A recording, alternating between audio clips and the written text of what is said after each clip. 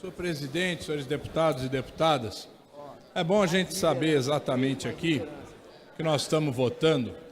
Se trata de um projeto de lei que permite ao governo recolher ao Tesouro Nacional recursos de pagamento de precatório que no prazo de 2 anos não foram retirados pelos seus proprietários, pelos donos dos precatórios. E esse dinheiro fica parado lá em contas oficiais onde estão depositados. Esses recursos representam mais de 400 mil contas, ou seja, são recursos pulverizados, 490 mil provavelmente, ou 400 e poucos mil cidadãos e cidadãs brasileiros que receberam o recurso, mas não os retiraram. E, ao mesmo tempo, acumula mais de 8 bilhões de reais. Na prática, o objetivo desse projeto de lei é fazer com que esse recurso volte ao Tesouro de forma a contribuir para reduzir o déficit orçamentário do governo, que está absolutamente fora de controle. O governo, até naquilo que ele pretende fazer, que é uma política deletéria do senhor Meirelles, que é uma política sem rumo, que não dá nenhum horizonte ao povo brasileiro, não consegue sequer cumprir com aquilo que se comprometeu a cumprir. E isso é claro. Hoje, no jornal Valor Econômico, o senhor Marcos Lisboa, diretor do INSPER, ele aponta que o Brasil hoje não possui perspectiva de futuro, de crescimento sustentável e que tem muita incerteza para que o investimento de fato volte. O senhor Marcos Lisboa é defensor dessa política da chamada ponte para o futuro, que nós chamamos de pinguela para o passado. O senhor Marcos Lisboa, eu diria até um ideólogo desse ponto de vista. É uma pessoa que defende uma reforma da Previdência dura, uma reforma da Previdência que inviabilize que milhões de brasileiros possam se aposentar. O senhor Marcos Lisboa está dizendo nessa entrevista do Valor que este governo não tem perspectiva para o futuro. Futuro deles, rentistas, aplicadores financeiros, aqueles que vivem de renda.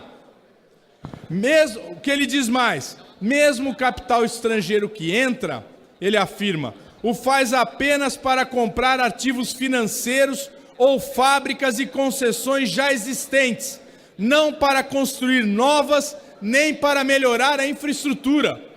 Ou seja, ele está admitindo aqui o que nós já falamos várias vezes, que o que entra no Brasil é especulação financeira, é compra de ativos já existentes, de ativos de energia elétrica principalmente já existentes, e não se investe em novas infraestruturas, nem sequer em novas fábricas.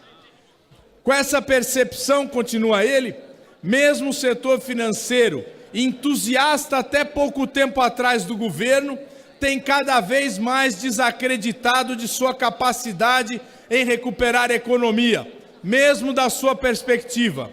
Tanto é assim que as expectativas do setor para o crescimento do PIB em 2017, que um ano atrás se encontravam em cerca de 1%, hoje despencaram para menos da metade. Hoje representam 0,4% de crescimento para 2017. E provavelmente nós vamos chegar a menos do que isso, já está se falando em 0,2%, portanto, nada de crescimento esse ano. Isso quem está falando é o capital financeiro. São vozes que têm esse interesse de estabelecer uma política de transformar esse país num país agrário exportador e minério exportador. Que nós nos transformemos num país que vai exportar minério de ferro, nióbio, se for possível garantir o nióbio, e petróleo. Aliás, as expectativas de produção de petróleo são que nós aumentemos a produção de petróleo. mas que a redução da proporção da Petrobras nesse conjunto será diminuída. Será menos de 80%, provavelmente em torno de 75%. E já disseram, vamos aumentar as nossas exportações de petróleo cru, de petróleo bruto. Ou seja, o Brasil abre mão de ter uma indústria de refinação, uma indústria petroquímica, para se transformar, ou para melhor, transformar o pré-sal numa área de exploração das multinacionais que vão exportar petróleo para outros países para ser feito refino, e nós, Brasil, vamos nos tornar importadores de gasolina, de diesel, de querosene e de outros derivados de petróleo. Ou seja, o Brasil abre mão de ter uma indústria petroquímica. O Brasil abre mão de ter uma indústria de equipamentos de tecnologia de exploração do petróleo. É isso que o seu Pedro Parente está fazendo na presidência da Petrobras, e é isso que esse governo está fazendo a partir da extinção da política de conteúdo nacional. É o fim de um setor importantíssimo na economia. Nós estamos vendo hoje os estaleiros do Rio Grande do Sul e de tantos lugares denunciando que está tudo parado, desemprego e nenhuma perspectiva de voltar a produzir. Mais de 10 estaleiros em nosso país que produziam plataformas de petróleo e outros navios que ajudavam na exploração. Agora, provavelmente, esses navios, essas plataformas, serão compradas de Singapura, da Coreia, e nós vamos estar gerando emprego lá fora. A troco de quê? A troco de atender os interesses das multinacionais de petróleo. Graças àquele projeto que foi aprovado aqui nessa casa, do senhor José Serra, aquele que fez a entrega do petróleo do pré-sal para as multinacionais.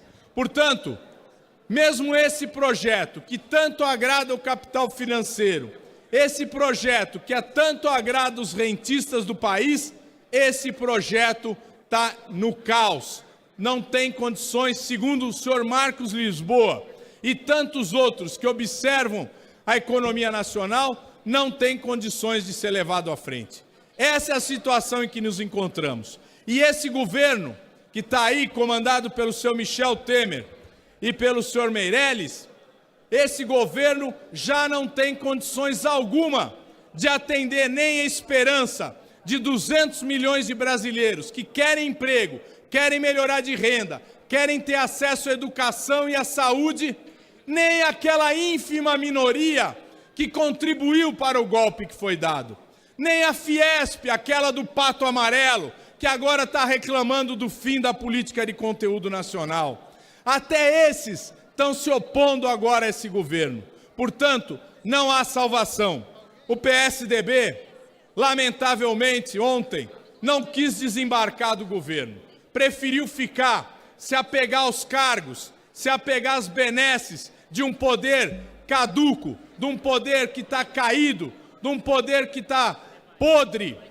O PSDB optou por essa decisão, aliás, com uma segunda decisão que é fantástica. Ele resolve permanecer no governo e, ao mesmo tempo, recorrer ao STF para que o STF desfaça a decisão do Tribunal Superior Eleitoral e considere que esse governo foi eleito de forma ilegítima e irregular e, portanto, dê fim ao governo. Ou seja, ele quer ficar no governo e quer acabar com o governo. PSDB realmente virou um partido que é uma nau sem rumo, que não tem objetivo, que ninguém sabe para onde quer ir. Por isso, nós temos aqui que tomar decisões importantes. Eu conclamo aqui a todos os colegas, deputados, que vamos fazer uma análise sobre a situação política do país. O país está indo para o buraco, o país está afundando, e nós não temos outra solução, senão colocarmos uma nova perspectiva para o povo brasileiro. Isso se dá através de que forma? Através de um processo democrático. E um processo democrático com eleições diretas. Uma eleição direta que permita ao povo escolher um projeto que faça o Brasil andar. Se esse projeto vai ser o do PT, vai ser o do PSDB ou do PMDB, o povo vai decidir. Mas nós queremos que se possa dar ao povo o direito de decidir. E, inclusive, nós da bancada do PT queremos discutir uma antecipação das eleições, que a eleição de 2018 seja antecipada para esse ano, 2017.